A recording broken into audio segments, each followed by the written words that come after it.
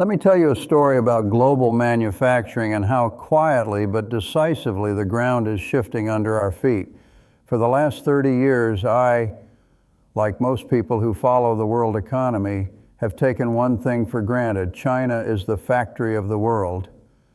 If you wanted scale, speed, and cost that seemed almost impossible anywhere else, you went to China. From about $200 billion in exports in 1990 to more than $4,000 billion just 3 decades later, China wasn't just growing by years, it was growing by eras. At one point, nearly a third of global manufacturing activity had China's fingerprints on it. If your brand wanted to compete seriously, you set up in China. That was simply how the game was played. But now, something interesting is happening. Quietly, methodically, the tide is shifting.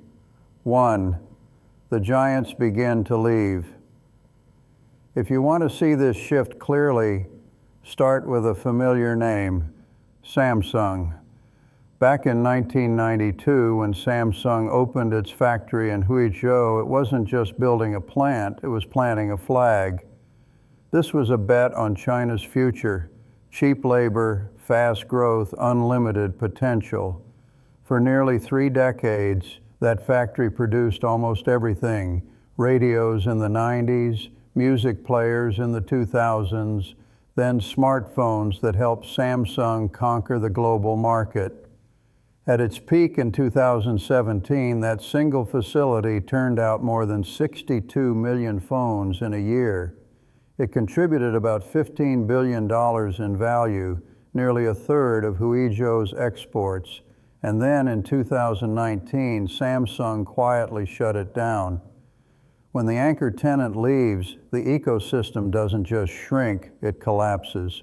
Shops closed, income dried up, and a city that once pulsed with factory life suddenly felt hollow. Samsung wasn't alone. Foxconn, the legendary Apple supplier, started shifting tens of thousands of jobs to Vietnam and India. Japanese electronics companies, Sony, Panasonic, Sharp, cut back or moved production. Fashion and footwear brands like Nike, Adidas, and Puma reduced their reliance on China and turned to Southeast Asia.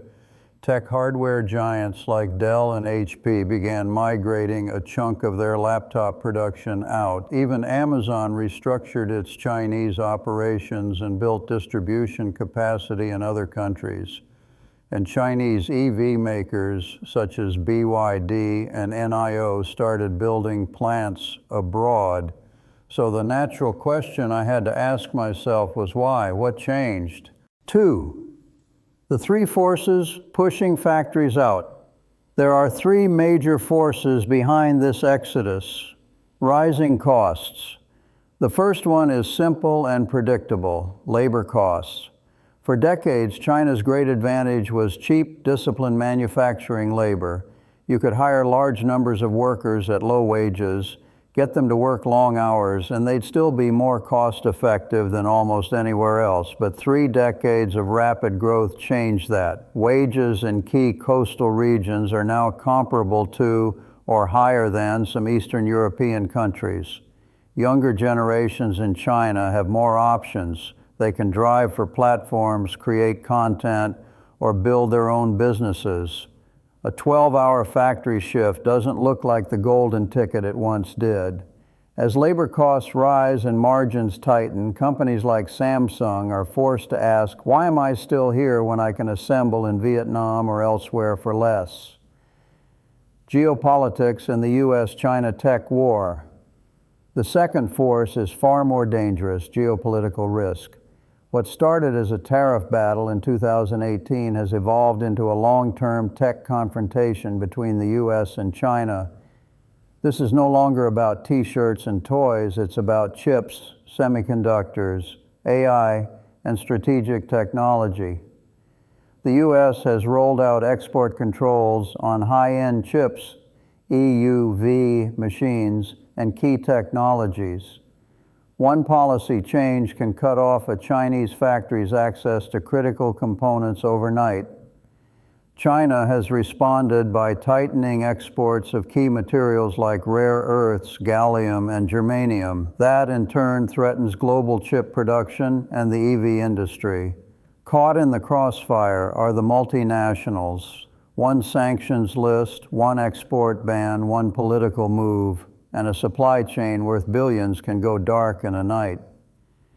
After COVID, many CEOs realized just how fragile their China-centric risk profile really was. Keeping all your production in one politically sensitive country stopped being just risky. It started to look like corporate self-harm, the rise of local Chinese champions. The third force is subtle, but perhaps the most powerful. China's own companies got very, very good. Samsung once had nearly 20% smartphone market share in China. Then it fell to under 1%. That's not a slow erosion, that's being pushed out. Chinese brands like Huawei, Xiaomi, Oppo, Vivo learned fast. They understood local consumers better. They moved quicker. They were willing to release many models per year, pack them with strong specs, price them aggressively, and iterate features at lightning speed. In a game where local knowledge, speed, and price are everything, the foreign giants never really stood a chance. Once you've lost your hold on China as both a production base and a consumer market, staying becomes less compelling. You're not just losing profit, you're losing relevance. 3. Is China losing or moving up? At this point, it's easy to jump to a comforting conclusion. Factories are leaving China. China is losing. But I don't think that's what's happening. If you look at Made in China 2025, you'll see a very clear ambition. China doesn't want to be just the world's low-cost assembly line. It wants to climb to the top of the value chain. That means less focus on sweatshop industries like basic garments and low-end electronics, more focus on advanced sectors, EVs, batteries, chips, AI, materials, and high-tech manufacturing. So when Samsung shifts its final assembly to another country, China may actually be fine with that. Assembly is low margin. The real value lies in design, core components, and technology, much of which still remains in China. Look at the companies leading the next waves: BYD in electric vehicles, CATL in batteries, Huawei in telecom, and now in self-developed chips. These are not just factories, they are technology platforms.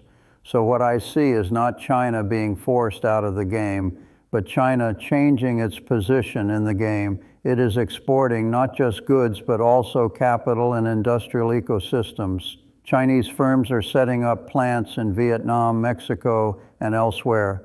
The label on the box might change, but the ownership and control often do not. In a way, China is extending its factory floor across borders. 4.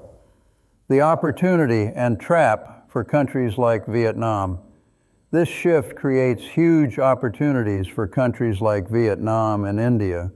But these opportunities come with a catch. Vietnam has 3 big advantages: relatively cheap labor, political stability, attractive tax policies. Those are powerful selling points, but they're not enough to replace China. Vietnam's total labor pool is roughly equal to a single Chinese province. If Apple wants 500,000 workers on short notice, China can still do that.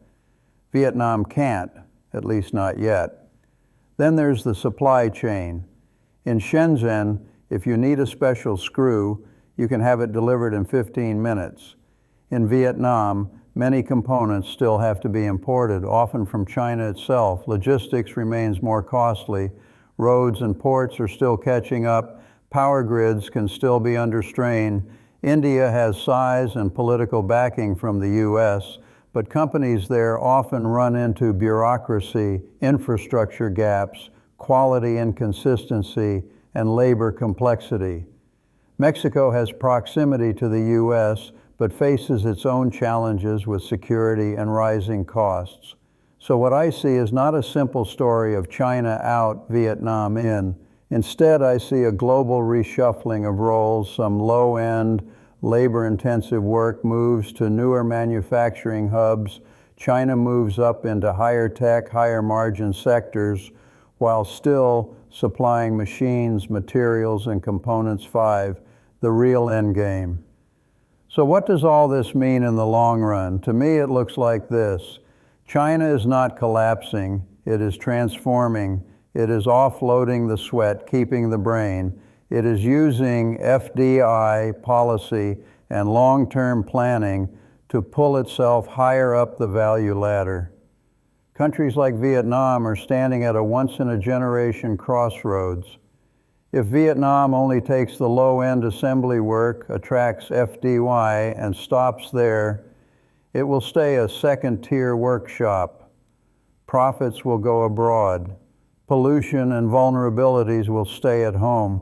But if Vietnam uses this moment the way China once did to upgrade skills, build infrastructure, nurture local suppliers, climb from assembly into design, components, and technology, then the story changes. The real game here is not about who steals factories from whom, it's about who uses this shift to upgrade themselves.